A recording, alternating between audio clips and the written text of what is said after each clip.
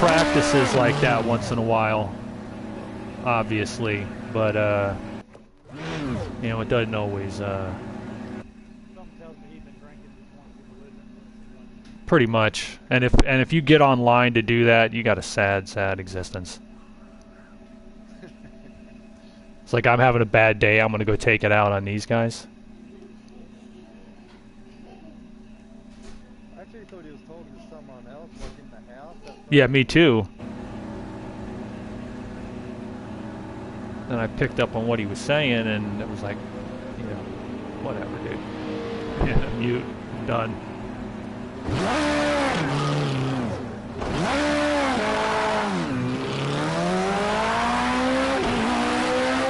Sometimes, it took me 3 or 4 tries to do it. The best part about it, Shane, is he could still hear us.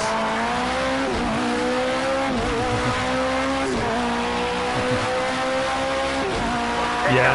We got that. Okay. Yes, he did. Yes, he did. Yes, he did. It was funny as shit because he was getting pissed and responded, and I was laughing. And I was like, so yeah, when we were going on between you and me, yeah, he heard every word. I imagine he must have been going nuts. What, O'Brien?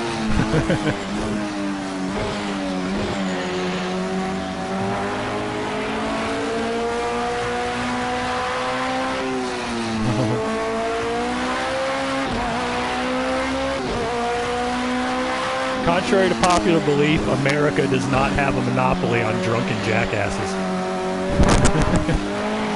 we may have perfected it, but we're not the only ones. He was UK, yeah. I'm guessing from the accent he was North Central. Yeah. Sounded kind of Manchester to me, but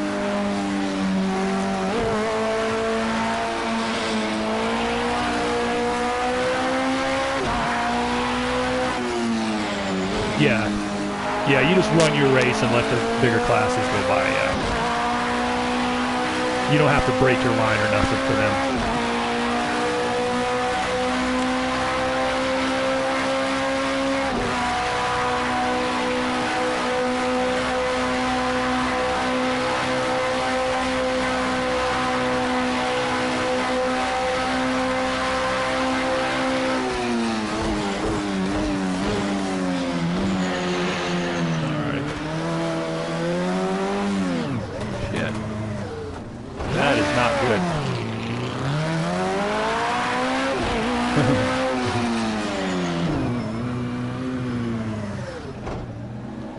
My crew wanted intelligence in the car, and they decided artificial was the only way to get it, so... No, but you got 80 minutes out of the 4 hours you got to be out, guys. At Daytona, the last time we did one of the Super Enduros, there was one car that got DQ'd. He was 6 minutes short. Yes. It's PT. Yeah.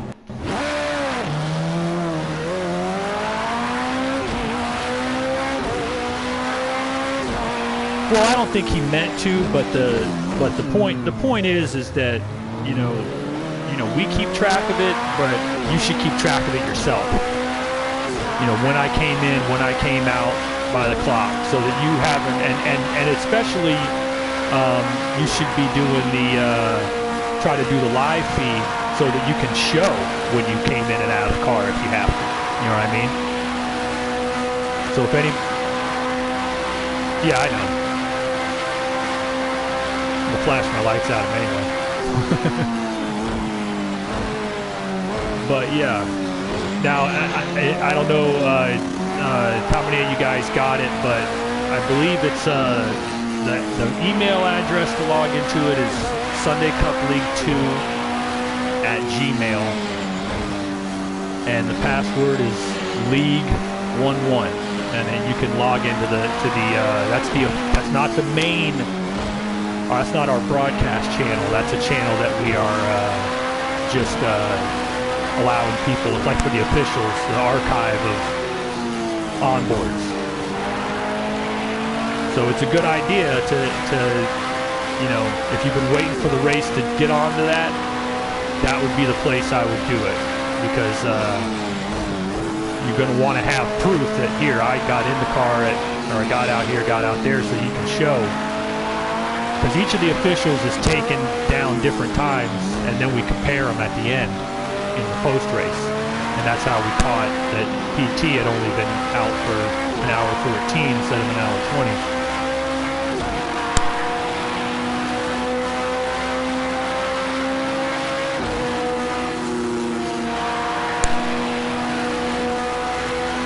I see him.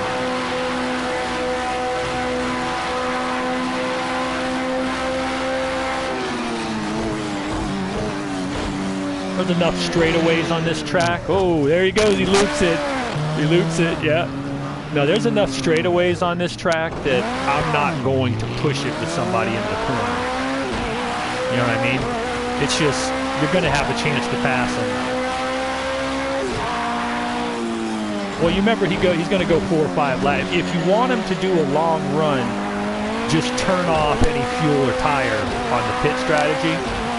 He'll keep popping in every 3 or 4 laps.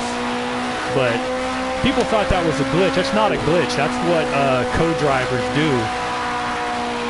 in a lot of sports car races. They'll have one guy curing tires or doing recon runs, and then the main driver will only show up to do a warm-up and then, you know, check his setting. I would...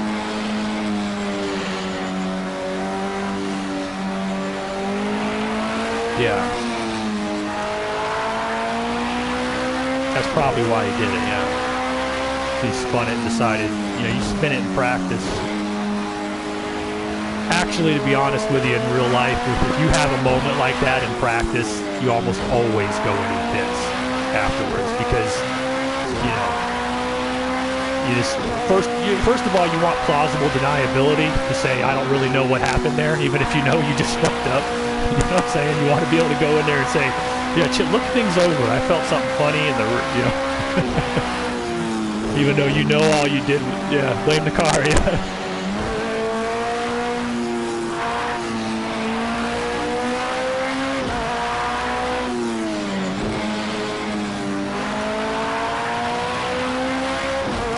So Brian, in your 4th season, last 2 weeks in this series, first 2 career wins.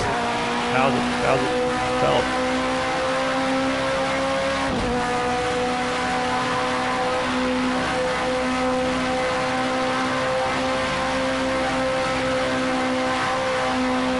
Yeah.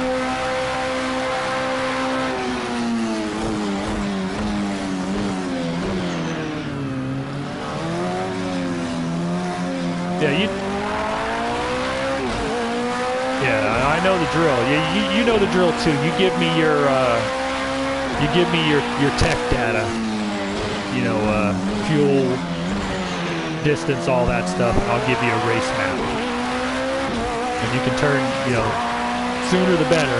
And you can turn, you know, just basically something, the same thing that we have in the single class series. Just, you know, you haven't been getting it in this series because I'm not your tester in that car. But if you give me the data, I'll give you a race map.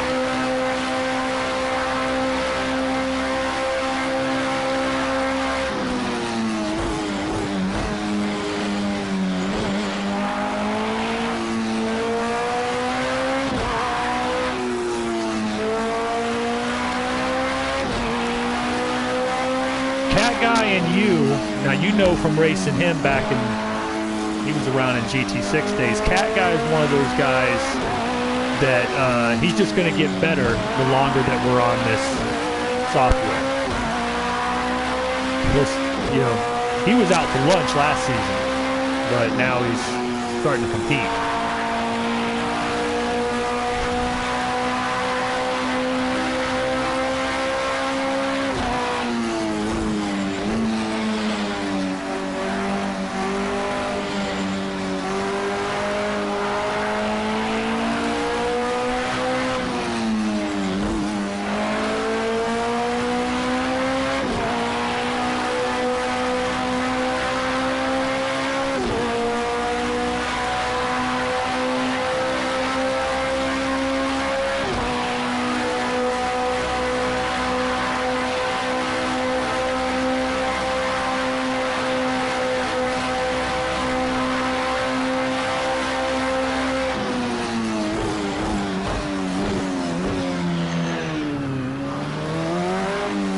Yeah, he's always run good at the Brickyard Grand Prix.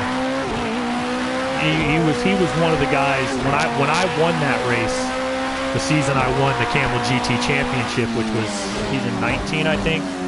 That was him and Warren were the cars chasing me. And the only thing, the difference and why I wound up winning the race is I was better on saving the tires. So basically I had the two of them running me down towards the end of the race. But Cat Guy started falling back first, and then Warren got right up to me. And with about 20 minutes to go, and his efforts to pass me was the last he had on his tires. And when he couldn't get by, that was it. And believe me, he's got his revenge since. You know. But that was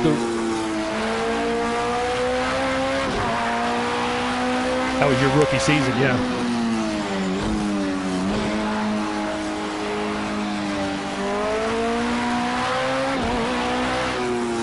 Motegi Grand Prix.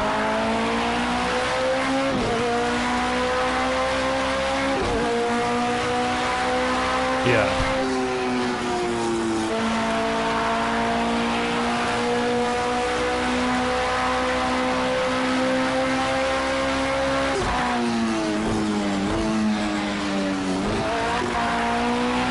Yeah, you could roll 25 miles an hour. Not here, you're fucked.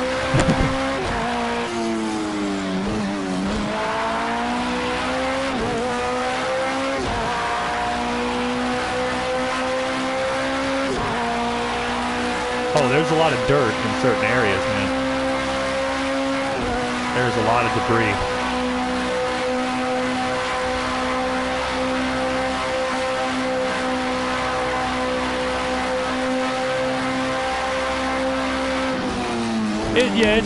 It's two tires, but it's not a place like this. It's not going to be horribly, you know. It's not. You just can't be blatantly doing the crazies. I know Warren will enforce two wheels all the way through the rumble strip here and everything.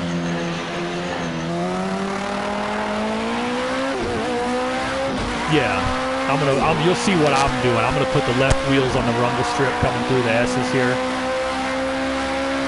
and you'll go just like this. You know, that's fine.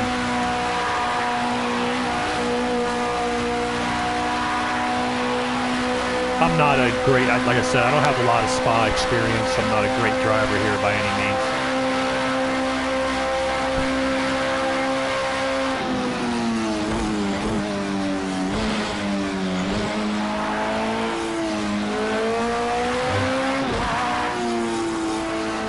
Yeah.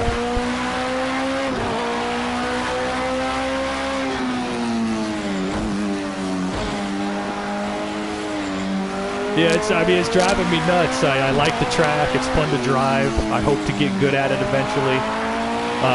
But I'm having no luck getting any support with Warren on vintage Spa, vintage Le Mans. I just think those tracks are so awesome. I just think that's cool as hell to race on those. And you know, if it was totally up to me, we probably would be. But you know, I respect Warren's opinion on that. We got how many of us in here?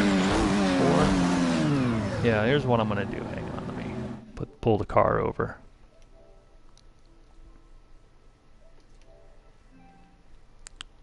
Yeah, Praga, I picked up on something last week, and that's added a couple of seconds on my time. So yeah, there's a lot less grip here in the dark than there is in the daylight. Yeah, but you can run the softs at night and have as much wear. All right, let me see who all's in here right now. My lap times right now are off by 2 seconds what I ran last. BJ still here? no, he's gone. Okay, BJ's not here. All right, let me see. O'Brien, Progar, Shano, myself, and who else? That's it? Okay. I'm going to invite you here to the party so that while we're on the broadcast, you guys' chat can be heard as well. Just prioritize the party chat and check your settings and make sure that it has share microphone. That way I'm not talking to myself in front of everybody. You know what I'm saying? All right. There we go.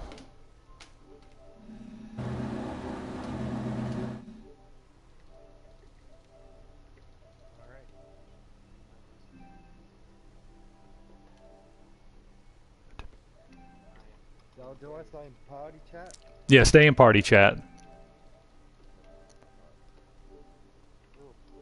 We get anybody else, we'll invite them into here. You guys got your mic sharing, that way you're on there in the practice session and everybody can hear you. Which means you got to tamper down the horrifying criticism of other drivers and officials. Which really, with a few exceptions, doesn't really happen much here, but you know. I would never criticize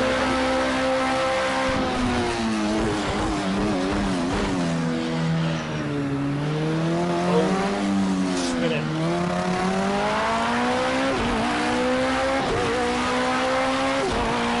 Got your wheel, bud? Turn the wheel, kid, or you're gonna wreck.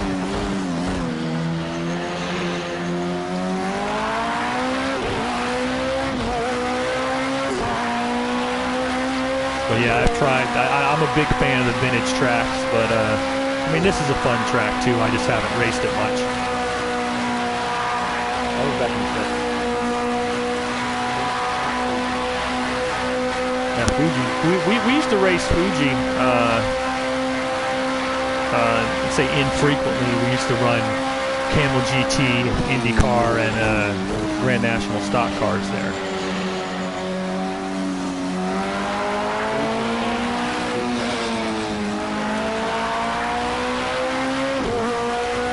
Fuji, I've always had. There's always been 2 or 3 corners that just, like I said, can't get the rhythm, kills me. It's like you said. Long Beach, I've gotten the rhythm down. I can't push it there, but I can run consistent. I can keep it off the walls, you know.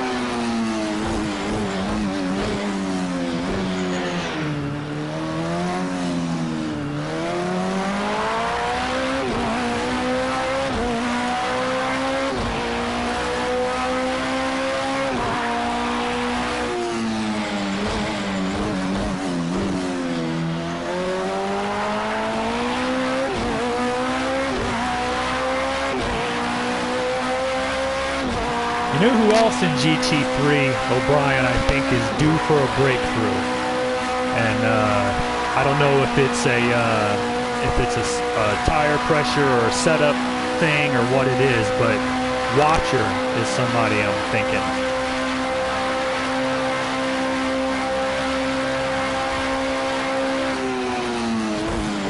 Yeah, he's close. Yeah, when he's on, he's been right there with the leaders for long, long stretches of the race. He got caught up at Long Beach. That was the one I ran. Yeah, that was the one I ran the GT3 in. And he got caught up behind me, and you know, I'm one of the toughest people to pass in the league, and he couldn't get by me. And if he had gotten by me, he would have probably at that point in where the car was at, he would have pulled away from me, at least by a few seconds. And so he definitely used up his car a little trying to get by me, and then he hit a wall or something. Yeah, it's tough to make a pass. There's only 1 or 2 passing zones, and you better nail it perfect. But he's definitely somebody. He's going to put it together somewhere. He was good, if I recall correctly. He was good at Watkins Glen last season, so that's a possibility. Road America seems like a track that might be right up his alley. And haven't seen him out here, but you know.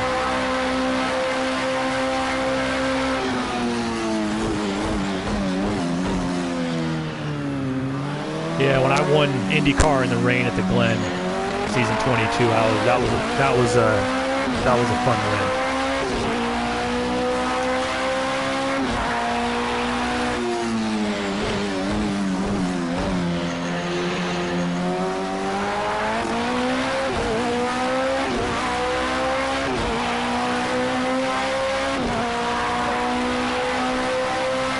Oh yeah. Yeah, but it could catch you though. Even it caught me 2 times. I was about as perfect as you could be, but twice it got me out as well. There was nothing.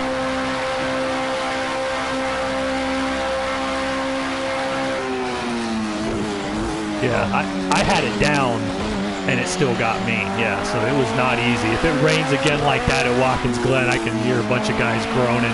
I mean, it was full-on thunderstorms, though, you know.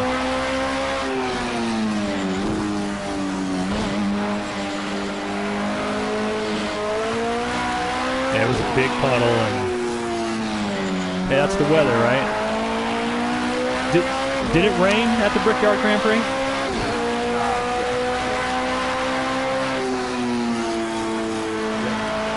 Yeah, I had. It was dark, so it wasn't flying up. But it stopped raining, and then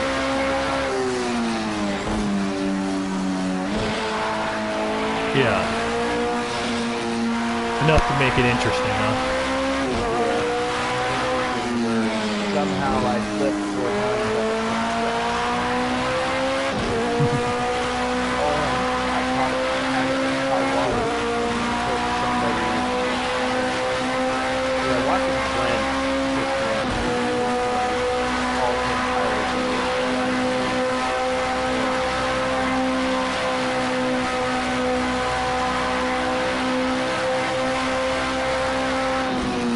See, that's the. Oh, I hear you. Just gotten very understeery.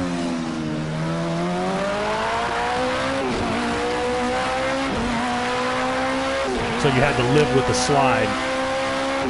I got it.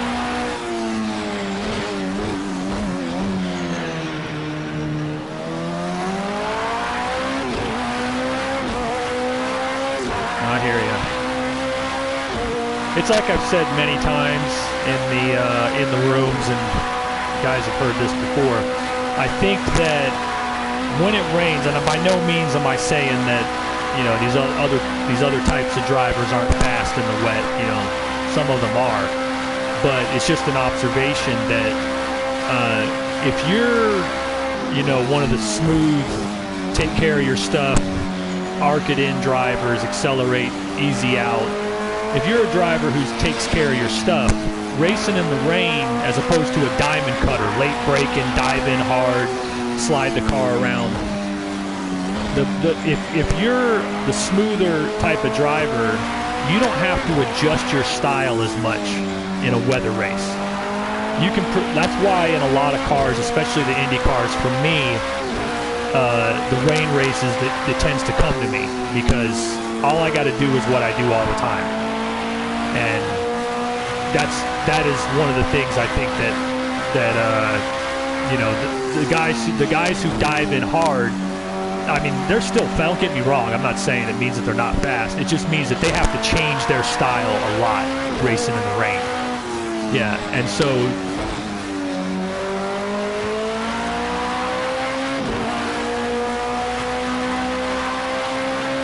yeah, especially in the wet, you need to be much easier on it, and you know, that's why the rain races for the most part have worked out well for me the last few seasons. I'm just able to lock in, be patient, even if I fall behind a little. You know it's going to come to you. If you stay off on the track, you know it's going to come to you. Make clean pit stops. Don't, you know. Don't lose 10 seconds because you decided to try to gain an extra 2/10, you know. And if you do that,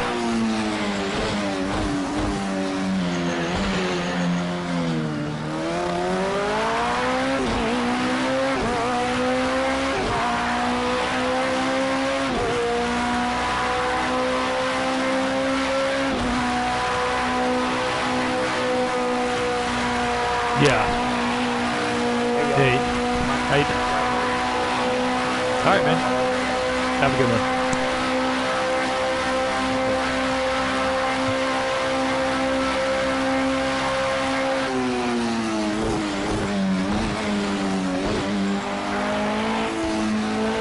I was rooting for you.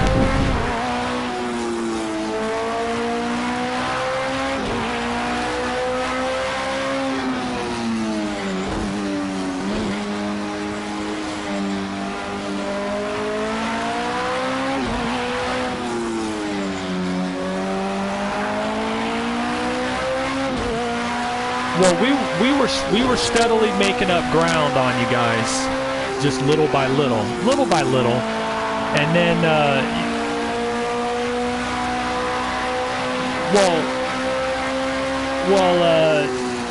without giving away what went on, basically the way that the pit strategies played out and the way we played it off the cautions, me and Cat Guy pitted much later. And the way that we played the traffic and the strategy, had we not had the trouble, for those who haven't seen it and are watching this, we were coming in for our final pit stop. Cat Guy caught the pit wall. We would have now, if we make a clean pit stop, we come out about 3 to 4 seconds ahead of you guys. We had gained that time earlier in the race, so we would have been about anywhere from 2 to 4 seconds ahead of you. And then, so when he hit the pit wall, he was basically done at that point. But me, I still would have got out. I couldn't get out of the pits. He was behind me sideways in the pits, and I wouldn't let me out. Now, if it had, where I came out, I was coming across the blend line onto the access road right as you guys went by. So if you take away those few seconds I was held, I would have at least been with you. So it would have been 3 of us. But it was just one of those things. I mean, you know, like Cat Guy said, you know, he took it on after the race, but like he said, he's like, you know, it was just a miscommunication. I thought he knew we had to pit that lap because our light was about to come on. And he was waiting to hear me. He's like, I know you were probably, you know, weren't going to say nothing, but it caught him off guard. I probably should have went ahead and told him. It's not a teammate who knows what the game plan is. So I should have said, all right, I'm going in. I didn't, and it cost us because I think we would have been 1-2. And but either way, I mean, like you said, that's what racing is. You guys played it out from where you were. You took your best shot at it. Now you know.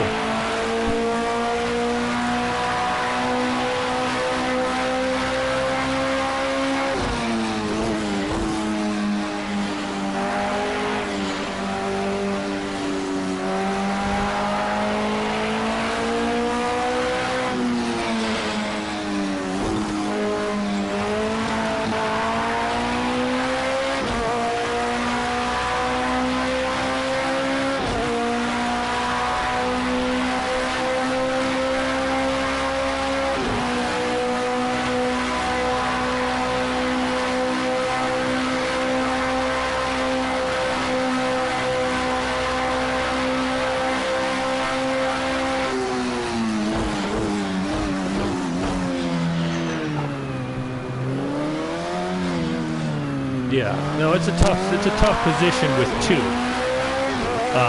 It's a lot better with 3 because then you make somebody have to make a choice or 4. It's very hard to do with 2 because if you're the one in the, you know, you don't know which one. Believe me, last season I was second to Rita 3 or 4 times last season in her you know, dream season, and that's what it was. It's like if I was in front, she would make the right move to pass me. The one move that she could have made, she would make. And then if I was trailing, she would be perfect on the defensive line. There was, you know, it was like I didn't do anything wrong last season. It was that she was so perfect. There's nothing I could have done in most of those races. You know, like at Indianapolis, you know, I'm at Indy last season. I made the run. You know, and I came off the last corner. I think I had it because I had the momentum building for the short shoot. When I came off the last corner, there was a lap car to the inside, and that was it. It wasn't their fault. They just happened to be there, but that was where I was going. And so that's...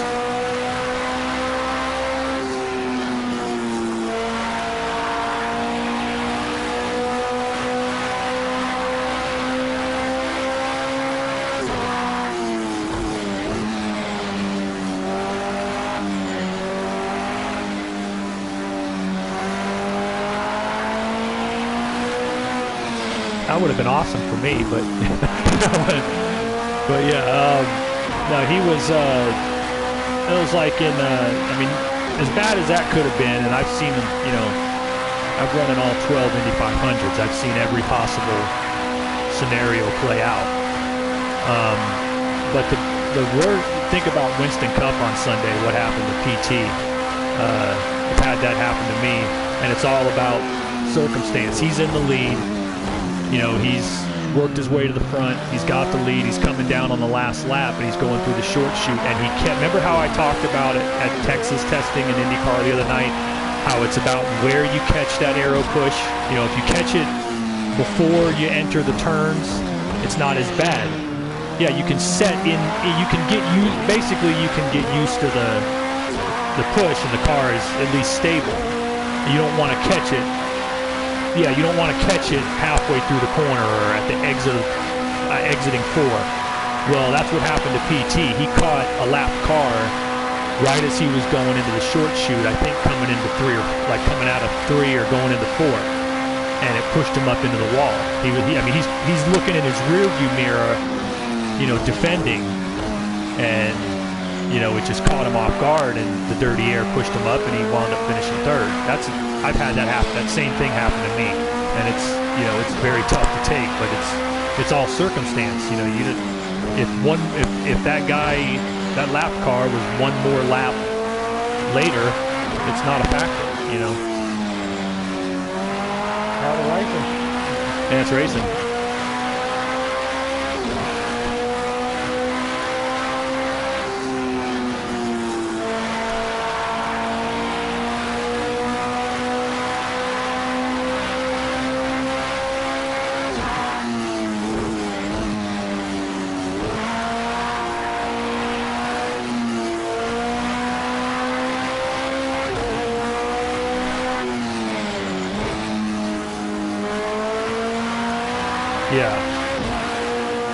Yeah, it happens. I mean, you know, it's like anybody watching knows they had their schedule, and you know, sometimes it works for you and sometimes it doesn't. Once we got to about halfway, everything it worked out perfectly for me. I knew it was everything that I had figured was going to happen. And Cat Guy was perfect that whole run. Me and him were just turning steady laps, getting quicker and quicker over the run. We weren't lighting up the chart into where I think you guys would really notice that we were gaining, but we were gaining little by little by little. And we started, you know, everything worked out the way we wanted to. It's just, you know, that happens. When I won my first Indy 500 in season 14, I won it basically on a similar situation. There were 4 of us in the lead pack. We had the last pit stop with 13 laps to go, and they all got tangled up with each other heading into the pit lane. I'm the one who came out of it clean, and you know, Kip was chasing me down at the end, and there's that famous photo from that we have on GT6 of I won that race by 1/1000th of a second. Photo finish at the line. Yeah, it's a photo finish at the line. You know, he spent the last 13 laps trying to chase me down. If one more lap, he would have got me, yeah.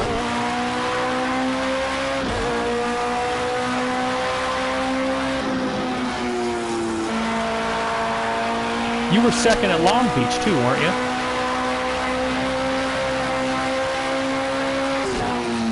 Willow, yeah. Yeah, and you scored big in both of them. 2 podium finishes, yeah.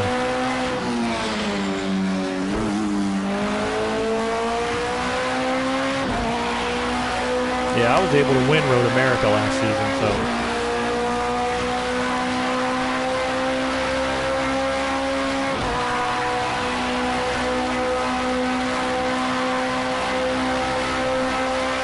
I honestly think I've got to be better than I think you do too, yeah.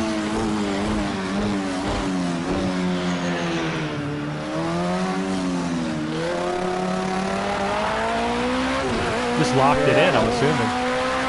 Yeah, I didn't know the braking spot, and then once I worked the braking points out, I realised, like I found something with the steering.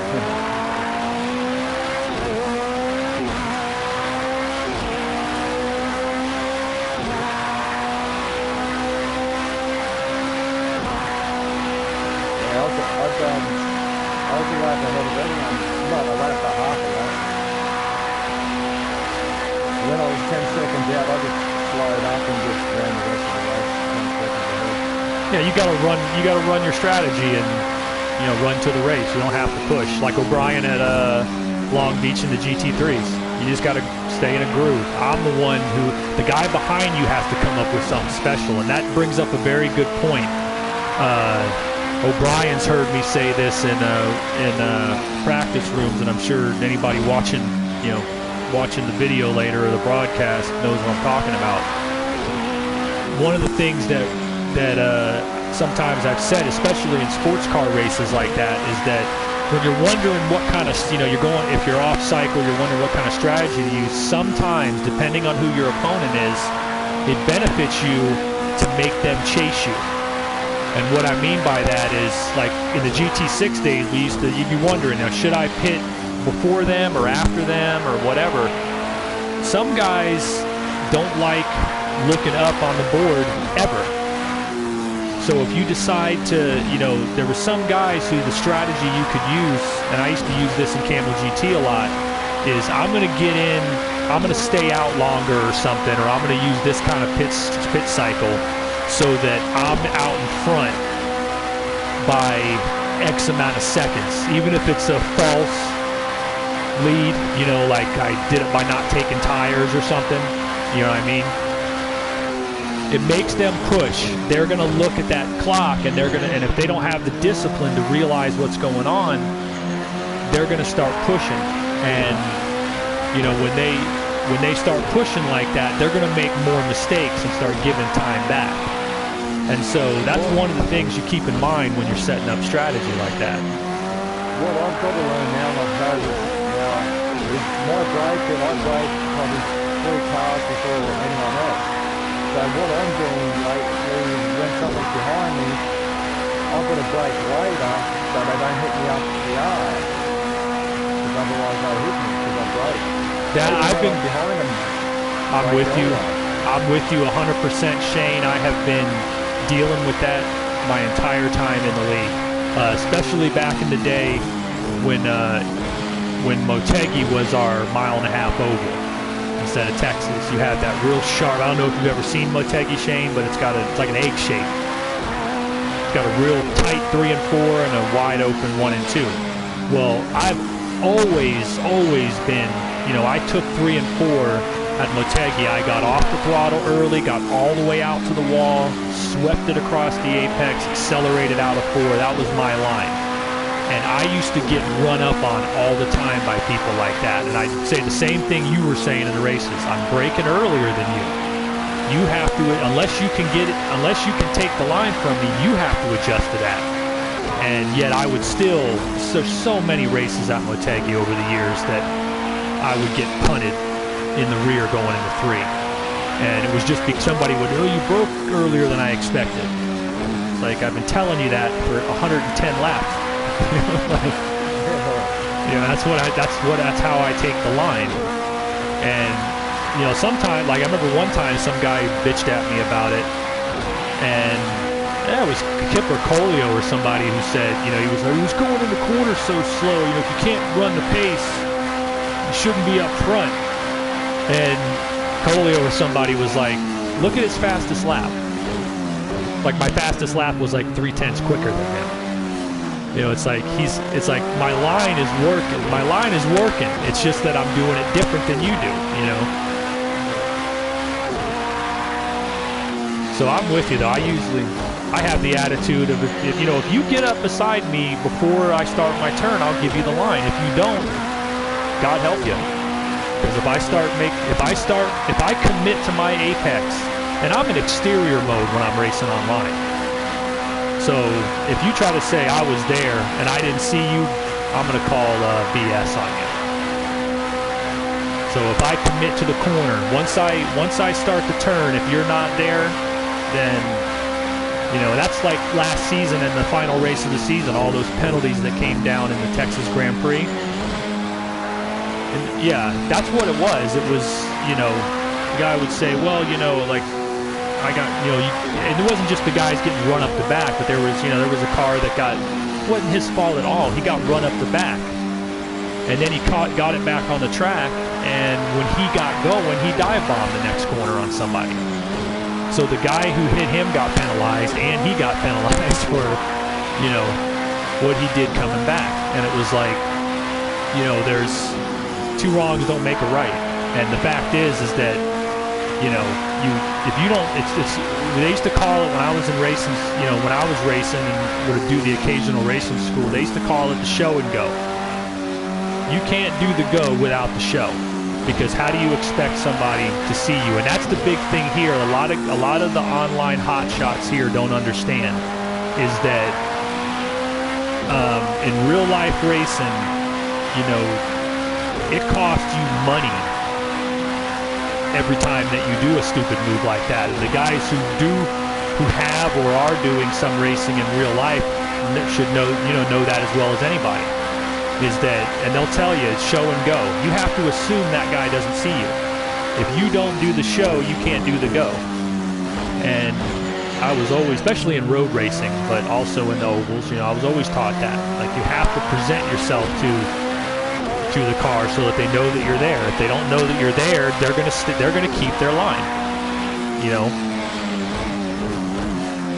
And that's what happened at Texas. You had guys that were going in, they knew they would come into the corner and slam on the brakes on the inside, and the guy in the front of the line there, he doesn't see that. He's turning into the corner.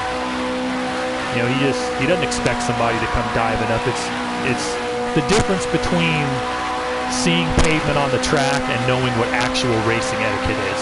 Actual racing etiquette is you got to present yourself beside them before the corner. Otherwise, you don't have the line.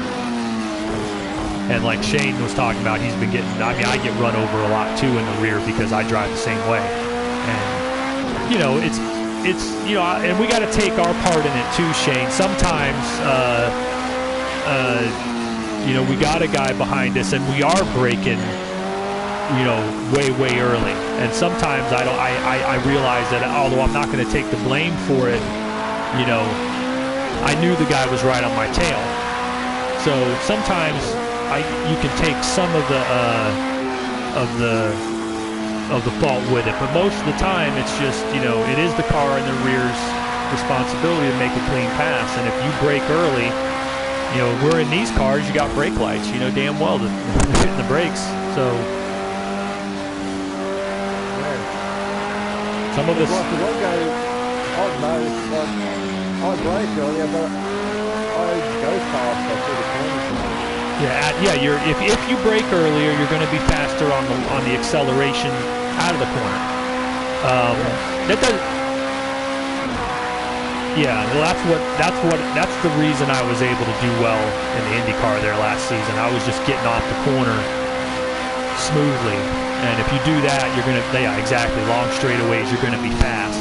It does, like I said, it's two ways to skin a cat. You can dive it in there and slide the car, and in some places, that is the line that's going to go the fastest.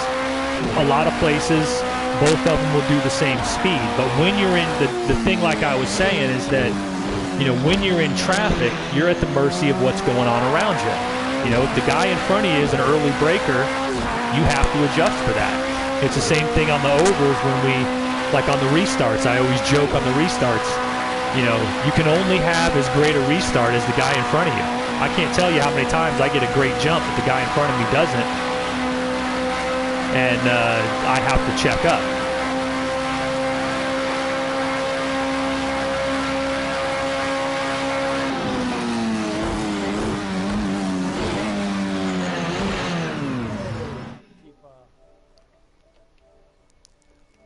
At Long Beach, I don't even bother trying to pass anyone at the start. That's my motto. I don't even bother. Let's get going and then we'll worry about that later on. Well, that's like the Indy 500 last weekend. We all started. I think I started 9th.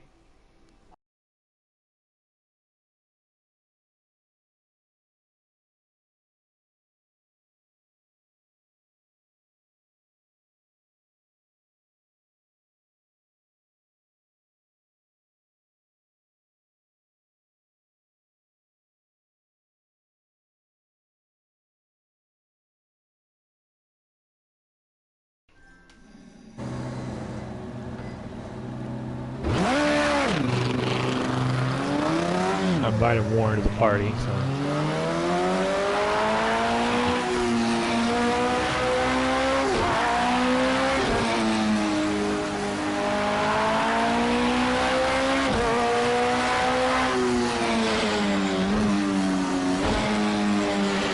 Yeah, I would have, the same situation that's on the board right now today, that's what would have happened. I had to check, I was early though. I took off early and definitely was, you know, I was definitely early, so I checked. But I did have a few, it happens to me, you know, there's a few guys that are real good at restart. Twindy's another one. Twindy's real good at restarts, and there's some where people will have reported him and sworn up and down that he jumped. And I'm not saying Twindy doesn't jump sometimes, because he does. But there's a lot of times he gets reported, and when we check it out, it's like, no, he just read it perfectly. He stayed exactly a car length back. He watched the cars in front of him. He saw exactly when they stacked up. And when they stacked up and that car hit the line, he went. You know, and that's you know, you can be really good at them, but you've got to have somewhere to go. And if you don't have anywhere to go, you know, you're going to have to check up. And that's worse, because then you lose momentum to the guys behind you.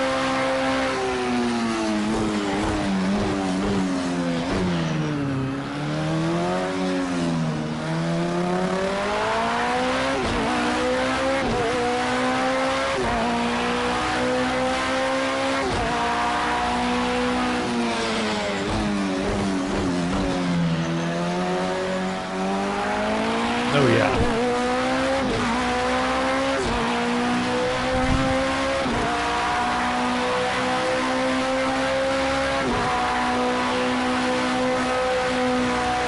Hey, Warren.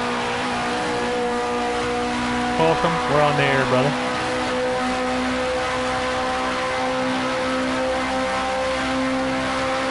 Yeah, I just didn't want to wind up.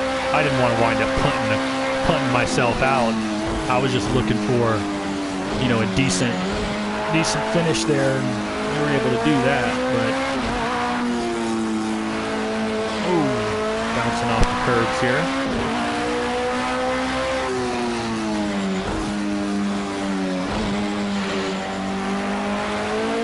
Yeah, when I raced here on GT6 in Anderson's Formula GT Series, I think I finished second actually here, but it was mostly on pit strategy. I was a 10th or 2 off of the fastest drivers in that race. But I do like running here. I just don't have the experience like some drivers. I expect that the guys who have ran International Le Mans Series and whatnot, Warren, for example, are going to be really, really tough at this track. This is, if I remember correctly, this is Warren's favorite track, is it not? He might be still on game chat. He's in the party, but he might be on game chat.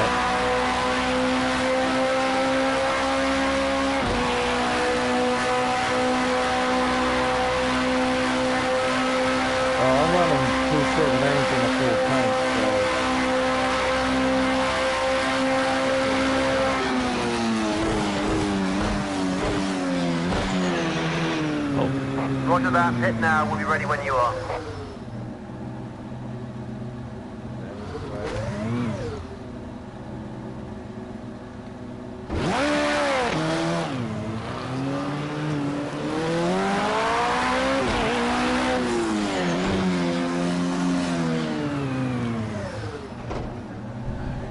Let's get out of the car real quick and need to run qualifying practice, so I'm just going to get on the monitor with you guys for now. Warren, you in here yet?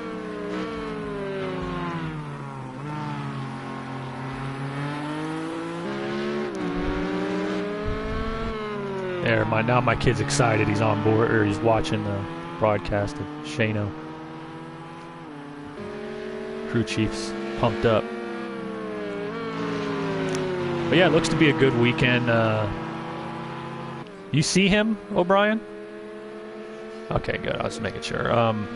Yeah, Lone Star 300 at Texas in the IndyCars. That's always it's a good race. It'll be big pack of cars. Not making the big mistake is going to be the key. I'm still in the points lead, but Tier's got 3 wins from 4 races.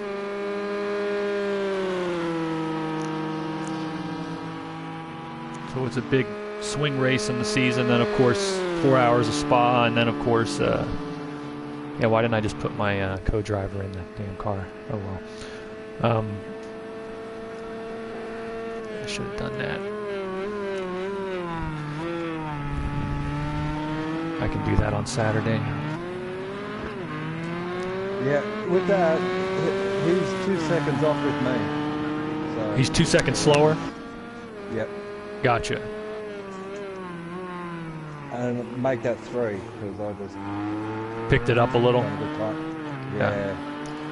I could get to the 2/16, so yeah, he's probably 3 seconds. I'm on half a tank run now. I just got my best time.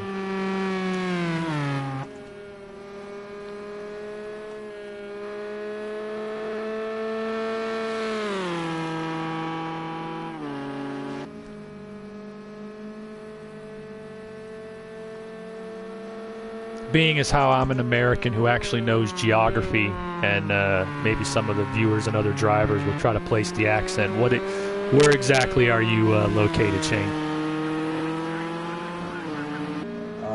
Wollongong, that's like an hour south drive from Sydney.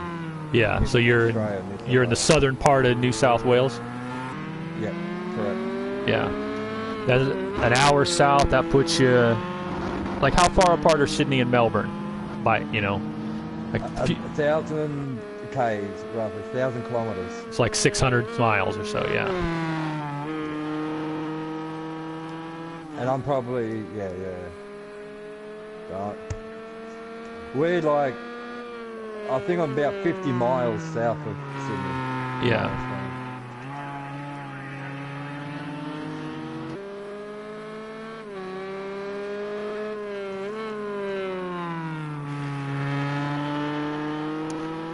Take a look at O'Brien here in the GT3. Warren, you in the room here yet?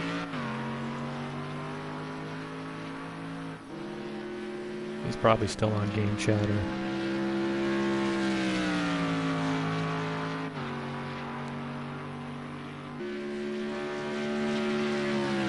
O'Brien, 2 straight wins in the GT3 class, current points leader.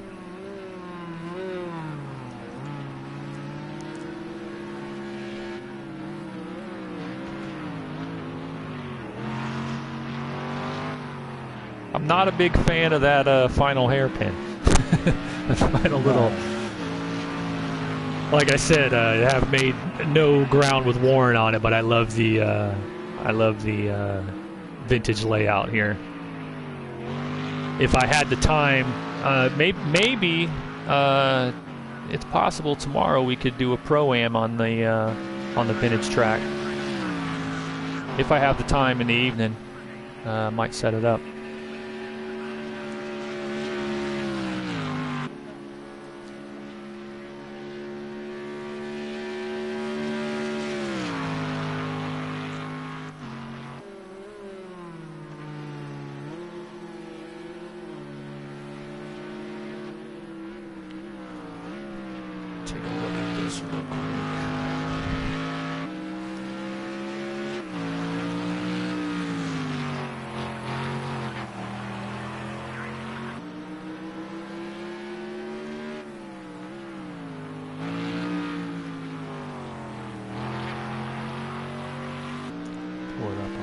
sight.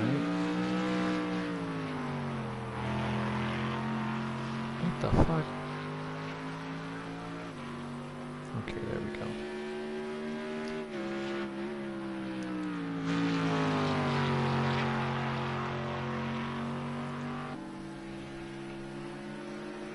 All right. Hey, Warren. Welcome to the show. What show? Hope you're not streaming, because I don't think you can be. What do you mean? YouTube's been down for like the last 45 minutes. I have been streaming, actually. Yeah, I'm on the air. I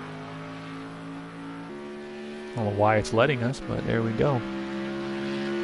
Okay, points not quite. I don't think they've been updated yet. They will be, though, here tomorrow.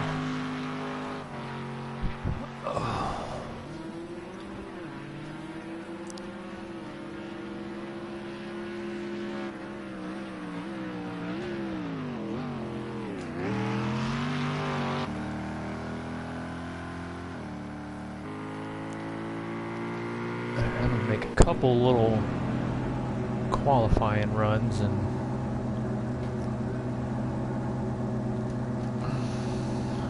I done that and then put a full tank in it and beat it. So yeah, that was crazy.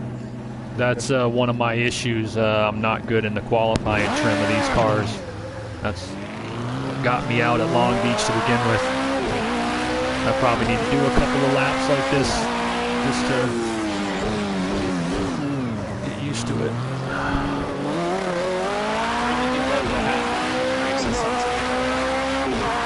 Yeah, that is pretty cool.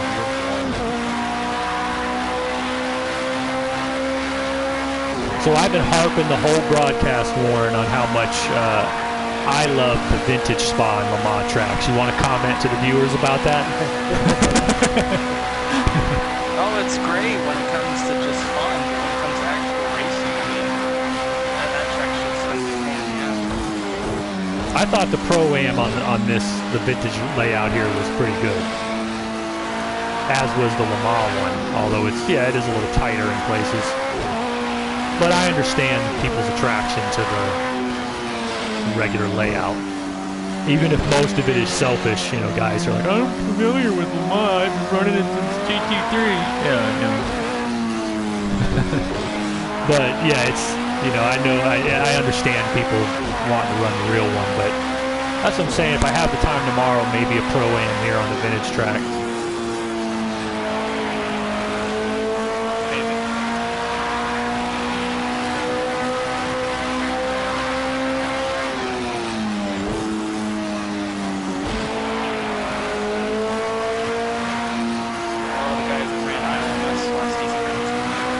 Oh yeah, they're gonna. That's all we were saying. You guys are gonna be really, really good.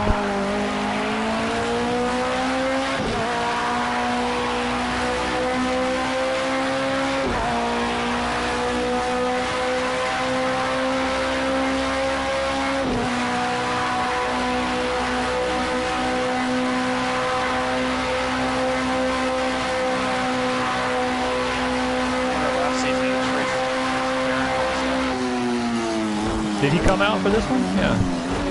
Yeah, him and Haas. Yeah, they'll probably be up there. No, they're going to be up there in this one too.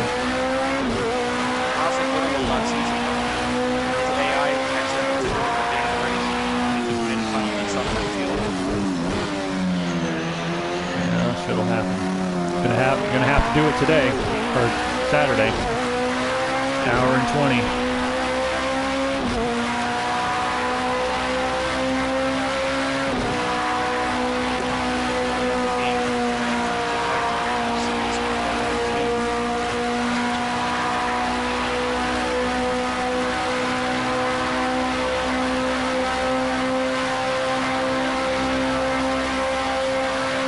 Season for me is just experimenting, trying to affect Gear up for a big run next season.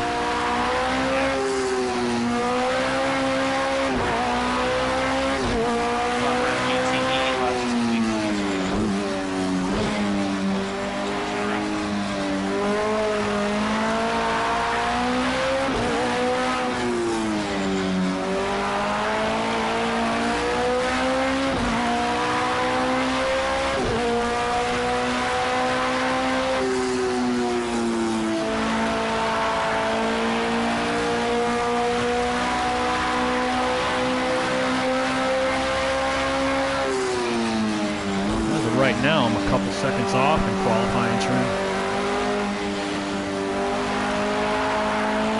Although it will be daylight during actual qualifying, noontime in actual qualifying, I believe.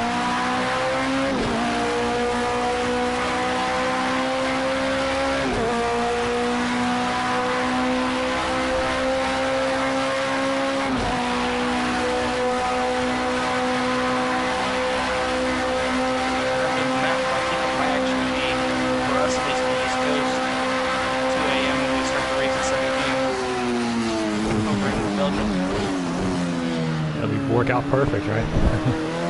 Live weather will be great. Yeah.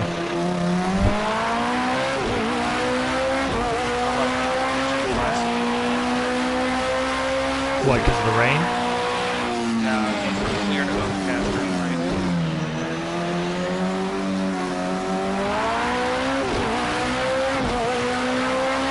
Is that what it said on the AccuWeather? Yeah. Then that's what it is. Because during the day, rain started getting closer and closer, and it just started getting more overcast until the evening.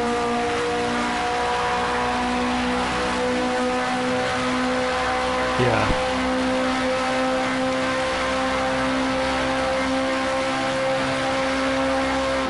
Well, it's right on the schedule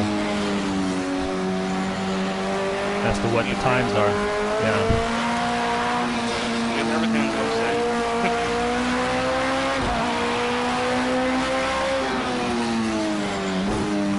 You don't take no more than 2 seconds to get on the website and look.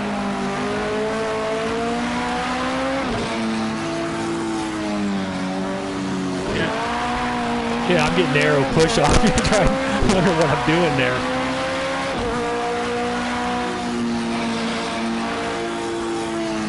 Oh shit.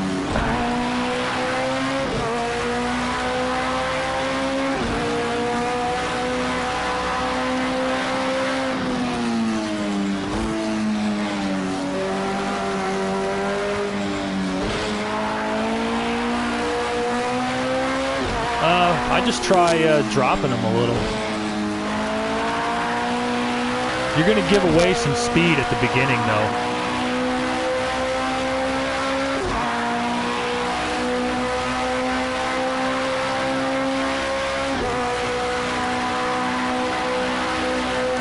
Yeah, I would say if it's no more than the number of laps we're doing, size of this track, don't give up more than 3 or 4 tenths, and you should be all right. You know, if you don't give up more than a few tenths.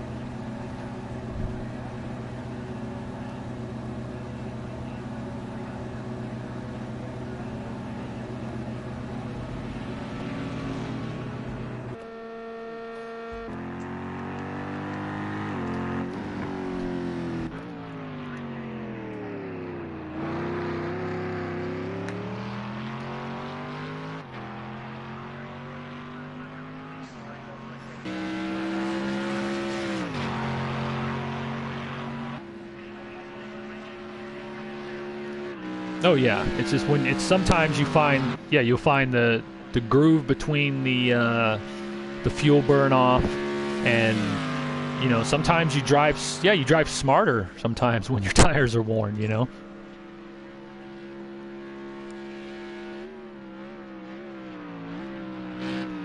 When mine are down like 80%, I've done about 15 laps. I'm still averaging 217, so it's not that much drop off. Yeah, it's going to be interesting with the endurance strategy. You know how you want to play it over the 4 hours.